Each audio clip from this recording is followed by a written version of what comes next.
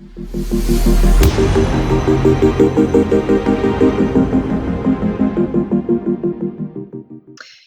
my name is Gibson, and I'm the owner and founder of the Personal Development School.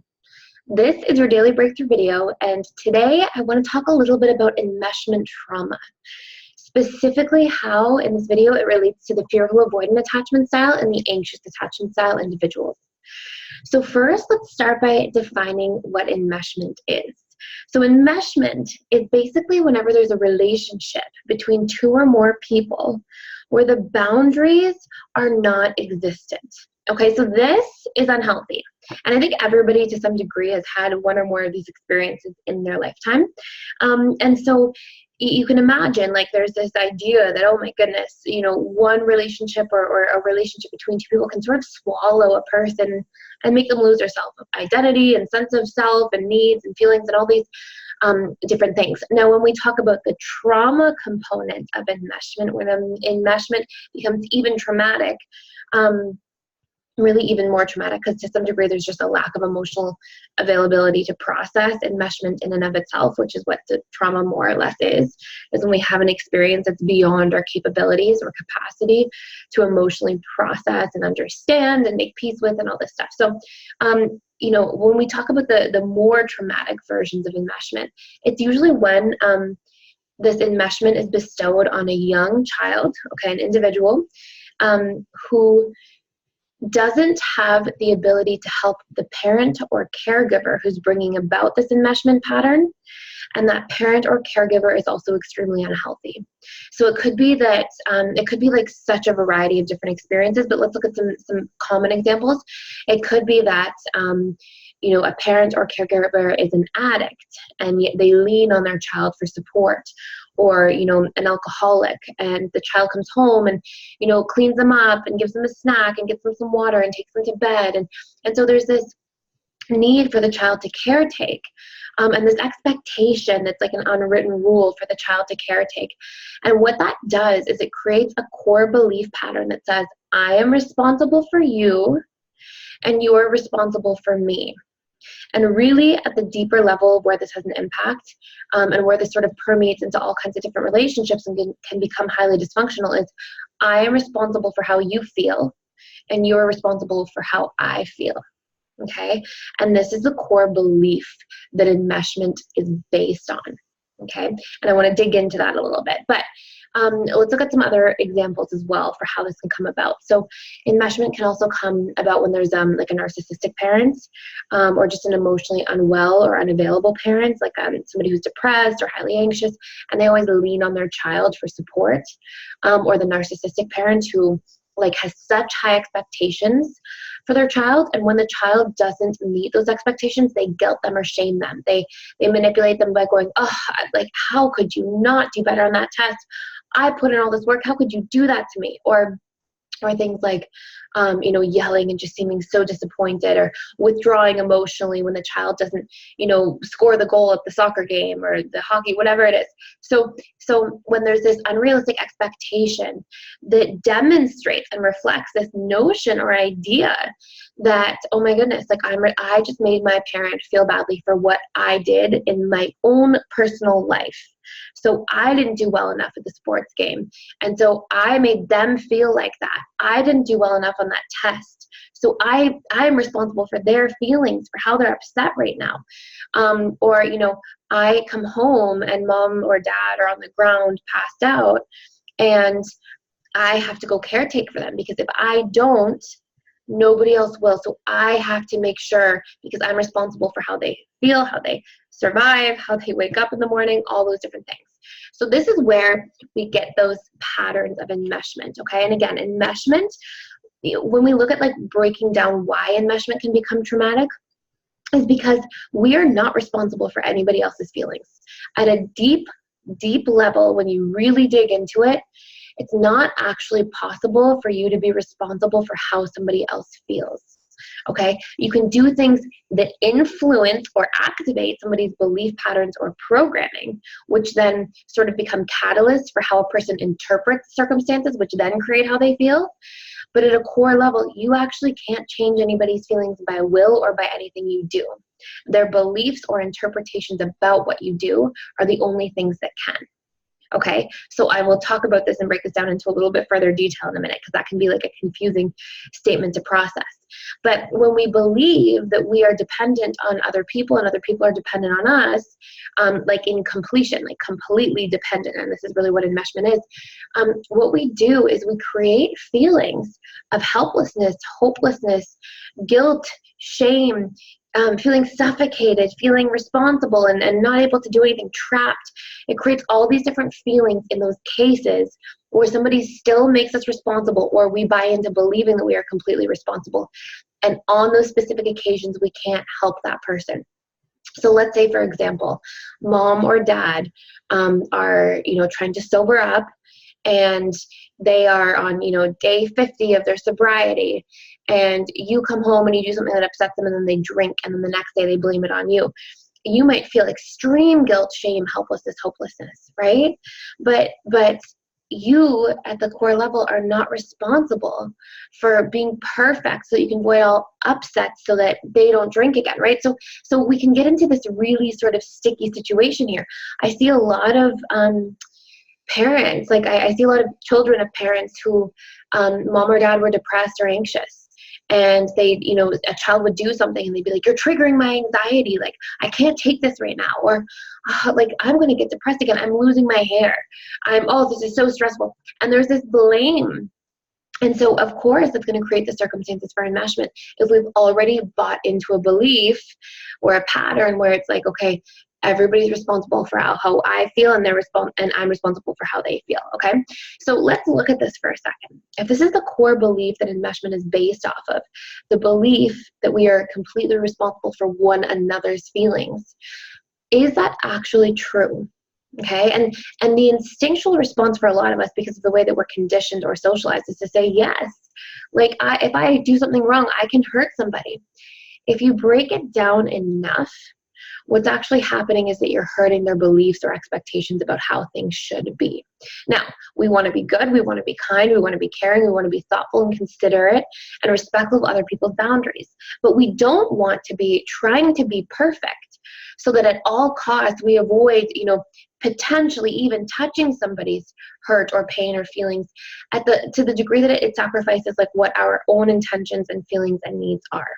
Because when we're in that space, now we're acting out these really dysfunctional enmeshment trauma patterns, and those actually have more of a negative impact to any relationship than, just being a little bit rooted in your sense of self and making a mistake to not consider or over consider somebody else's feelings is. So let's say, for example, that you believe that somebody's responsible for your feelings and you think you're responsible for theirs. So you go out of your way over and over again to make sure you do everything for them, like to the nines. The moment that they make a mistake with you, you're going to be pissed. You're probably going to be a little more upset. And out of that creates resentment, creates frustration, creates lashing out, creates withdrawing from the relationship. These things are so much more unhealthy than the recognition that our feelings are our feelings. We are the ones at the end of the day who are the only ones responsible for how we feel.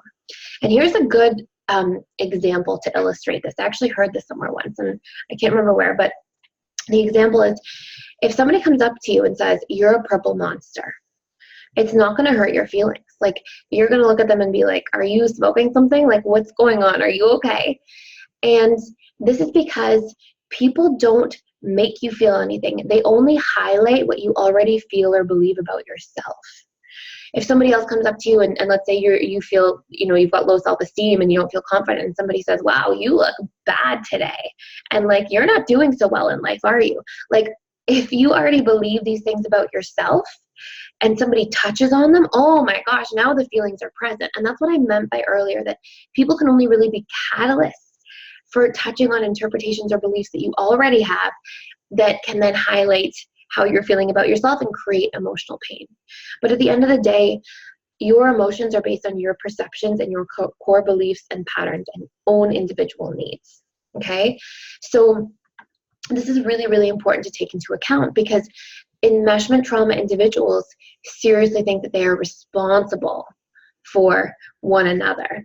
And this is like a very toxic dynamic over time because it creates confusion, helplessness, because we're not always going to be able to fix each other's feelings or try to help fix each other's feelings, or, do something to save the day, hopelessness. And then again, those feelings of guilt and shame when we, what if we make a mistake and we do hurt somebody? The idea that like we are the cause of their feelings is such a strong and huge thing to swallow. Like, what a painful thing to think that you're responsible for somebody's pain and you can't take it away.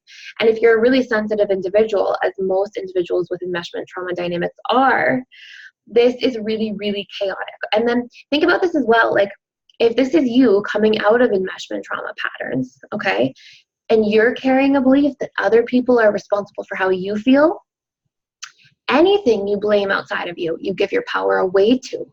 So if I say like, oh, that person who cut me off while I was driving to work this morning is responsible for ruining my day, I just gave that stranger who I don't know all the power over my day, my time, my life, how I showed up in meetings, how I showed up emotionally, how I felt, my neurochemical experiences. Like, I just gave that person so much power over my life when in fact, they are not responsible. I am responsible for how I process an experience that upsets me and how I choose to respond, which then creates my emotional output.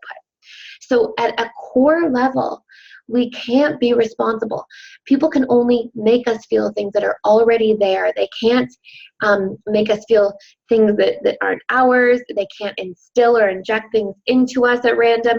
Like, we are responsible for our feelings and how we choose to process them, how we choose to interpret things, and how we show up in the world, and other people are responsible for theirs. And this profound realization and digging into this in great detail is actually what sets the tone for healthy relationships. Because without this belief, with the opposite belief of this, which is a lot of what enmeshment is based on, we blame people when people don't show up for us according to our expectations. We're usually not communicating our feelings and needs. We're expecting people to know them, which is just a very, very unhealthy dynamic in and of itself.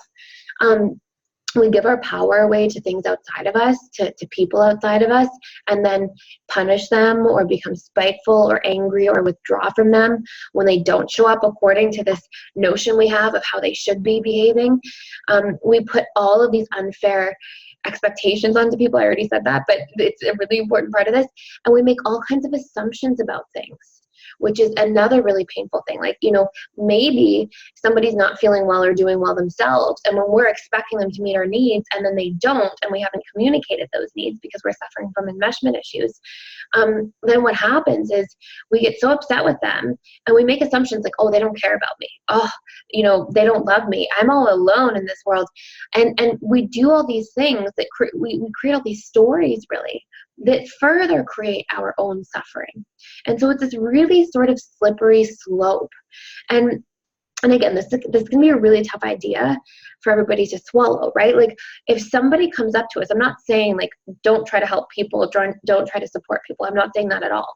Like, if we want to show up for people, we have to be clear. We want to be a master of both sides. We want to be a master of meeting our own needs when necessary, and a master of being able to communicate and articulate what we're looking for from people without a dependency, because sometimes people will just not be fully available. It's just the way life is, the way life goes. When somebody has their own internal chaos or stuff going on, they can't be fully present and available for us. And if that's something that we are expecting from somebody, and then we get so hurt because we make up all these stories about them not being available, like, oh my gosh, I'm not cared about, nobody loves me, then we create so much more suffering for ourselves. And we can even like really create long-term tarnishing of that relationship, long-term pain in that relationship. We can cut relationships off because people aren't meeting these unconscious expectations that we've never even communicated, because we've got these enmeshment style patterns within us in the first place. So I'm kind of going into this for like a really long time. The idea is that we are responsible for processing our own emotions. And when we do need support from others, we're responsible for clearly articulating and outlining it. And also for asking other people to do the same, because enmeshment trauma patterns are a two-way street here. So here are some good coping tools and mechanisms, not even coping tools, like transformational tools, things that will get to the root cause of enmeshment in and of itself and help you to get out of this. So number one, and actually I want to touch on one thing first. Here are some results of enmeshment trauma, or some core patterns if you're not sure if you have enmeshment trauma issues, some core patterns you can pick up on within yourself to sort of check the boxes off the list and see if this is you. So number one, people pleasing. Huge people pleasers. And people pleasing, like, it's so nice to be supportive and kind and thoughtful and courteous, but you can do that without self-sacrificing at the same time. You can find a way to identify somebody's needs, talk about it with them, go to your way to be supportive of them, but to make sure it's not at the expense of your own needs, to find a way to make sure that you and you being thought about, you thinking about yourself, is also inserted into the equation. Okay. And sometimes, yeah, you'll have to put somebody before yourself, but make sure that your cup is full enough to do that. Make sure that it's not when you're running on empty, because then we get back into this toxicity of blame, and then they owe us the next time. And it's just, I see this far too often. It's not healthy. It's not a good way of being. So people pleasing, loss of self-identity. If you feel like you don't know who you are and you don't know your purpose, and maybe you haven't for a really long time, if ever, chances are you've got some kind of enmeshment trauma patterns going on. Loss of self-esteem. Okay, because again, like anything related to enmeshment trauma, like you sort of self-sacrificing yourself to always people please, you're showing up in the relationship to yourself very poorly, which of course is going to impact your self-esteem. Okay, and usually a lot of enmeshment trauma issues also, like, we derive some form of esteem, though temporary and not stable, from feeling needed by others. We need to be needed. We need to be helpful because it impacts our worth. But you're making your self-worth dependent on external circumstances, with other people carrying also unhealthy patterns, which means this isn't a stable thing that you're going to be able to consistently derive your self-esteem from. So your self-esteem is going to be like this. It's going to be like good when everybody needs you, bad when nobody needs you, good. And this isn't how you want to live your life, okay? So people pleasing, lower self-esteem, or at least like roller coaster self-esteem, resentment towards other people, putting unconscious expectations on people, feeling a lot of guilt and shame when you don't meet others' needs or expectations, feeling terrified of disappointing people, feeling afraid of a loss of approval or rejection, any feelings of like exhaustion, not self-caring, not taking time out of your day, not feeling like your cup is full, like you can pause, hit the pause button and connect to you and know what connecting to you even is, right? Some people are really lost in this area, and I'm going to give tools for that in a minute. Exhaustion, anxiety, depression. All of these things are core patterns of enmeshment trauma. If you have like 3 or 4 of those or more, chances are you've got some sort of history of enmeshment trauma somewhere along the lines that you want to start fixing. So how do you heal this? Well, here are some initial really great tools. They're a little more surface than some of the deeper work, but these are like fantastic starting tools. Number one, you have to learn to establish a sense of self. If you don't know what that is, you want to start working towards this consciously and intentionally, okay? So I have a worksheet, and I have it on the Personal Development School website, and it's about like morning rituals and habits, and so much of this is based on self-connection. So I have like 40 different self-connection questions. I do this myself every day because they're just like, they fill my cup. They're like great ways to start my day. So I pick like 3 or 4 self-connection questions, and it'll be things like, what do I need today to feel happy? How am I feeling today? And how can I best work with these feelings? How can I best, like, let's say I'm feeling tired because it's been a long week or something. Okay, so maybe I need to be more compassionate to myself today, slow down, really connect to myself on my breaks during work, or really maybe meditate for a few minutes, extra long before I go to sleep tonight, or whatever it is. Like, how can I respond to these feelings? What do I need to feel better, to feel more recharged? Anyway, so I have all these connection questions. There's 40 different ones. And I write about them. I pick 3 or 4 every morning, and I go through them. So I'm really consciously and intentionally staying connected to my sense of self. And sometimes I'll go through them in order, or sometimes I'll go through them randomly, and you can do the same thing. Start developing your interests. If you don't know what your interests are, if you're like, I don't know what I'm really interested in, just start exploring. Like, something I tell people all the time when they're going through all these patterns and coming out of enmeshment trauma issues is, like, just like if you're meeting somebody and you're going to start dating them, you're not going to know them and like love them immediately and automatically. It's going to take time to get to know this person. It's going to take time to get to connect to this person, to understand their interests, their needs, and you're going to start to find them because you'll see them come in pattern forms. So you'll see this person always talk about their kids, or you'll see this person always talk about the sport that they play, or you'll hear them always talk about how much they love work.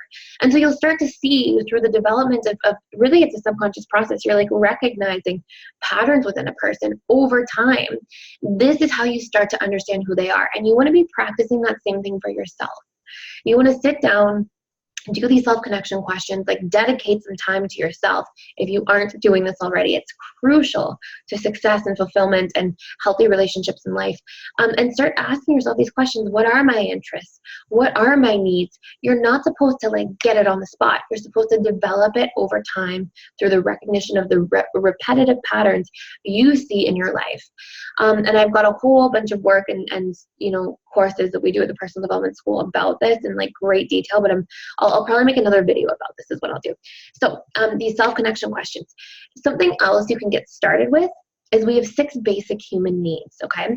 And you can rate these needs in order for you because it will be a good sort of starting point. Though our needs are like much sort of more permeating than this. We have these 6 basic human needs and secondary needs that develop as a result of strategies to meet these basic human needs, and tertiary needs that occur in moment-to-moment time. Like it's a bit of a complex process, but these needs are love and connection, growth, certainty, okay, which is like security, order, structure, safety, all that kind of stuff. Uncertainty, which I don't like the word for, it's more like freedom, novelty, exploration, change, that kind of stuff. Significance and contribution. So significance would be like meaning. Sometimes people will get significance from things like approval. Sometimes people get significance from things like religion or spirituality. It's like whatever ways, whatever strategies they're using to get that meaning met in their life. Those are actually their secondary needs I was mentioning from earlier. So and the last one is contribution. So giving to other people, showing up, being kind, being of service, helping. So go through these and put them in order. And it's a really hard thing to do because a lot of us are like, oh, I can't decide between this one here and here. So go through them, put them in order, and then write 2 to 3 strategies that you already use for getting these needs met. So for example, love and connection. You might meet love and connection through friendships. You might meet love and connection through relationship to self. If you're really doing a lot of self-work right now and a lot of self-growth, you might meet love and connection through meditation and feeling like you connect to spirit or God or the universe or whatever your beliefs are. You might meet it through family, through romantic relationships, whatever that is. Growth, you might meet it through career growth. You might meet this through learning all the time, reading, exploring, personal growth, like personal development work. So go through each of your needs, those 6 basic human needs, and write like 2 to 3 ways that you're already using strategies to get those needs met. And these are your secondary needs, which are actually usually a core part of your identity. So this is a good place to start in terms of identity work and connection to self when you're trying to establish that sense of self coming out of enmeshment. And I'll make some deeper videos about needs. And ask yourself as well before helping people, like if it comes so naturally for you to offer yourself or extend yourself or make promises or say that you'll do something for somebody when you see that they're in pain, like ask them for permission first. Don't just assume that you have to save the day all the time. Ask somebody like, hey, can I be of assistance? Can I be of service? And if they say yes, ask them clearly and specifically what they're looking for. Like one of the worst things about enmeshment trauma is that we make all these assumptions, like people should know my needs and I should just guess theirs and read minds. And we can, adapt to become quite good at it. But even that kind of makes it worse because like then the moment you're bad at it, it carries so much weight. It's for sure this person doesn't care because they always know my needs, right? So like we can make all these crazy assumptions around it and stories and just all this unnecessary suffering comes out of these patterns. And then a question you can ask yourself throughout the day is, what am I feeling right now? What emotion? And you can just start with basic ones. Happy, sad, grateful, angry, frustrated. Just start with like core emotions that we know the most, like the society sort of talks about the most. Just ask yourself, which one are you closest to, even if you're not feeling exactly one of those, because there's tons of emotions. And I have an emotional awareness sheet on the Personal Development School website as well that lists all of the emotions on the negative side and all the positive on the opposite side. So check that out too.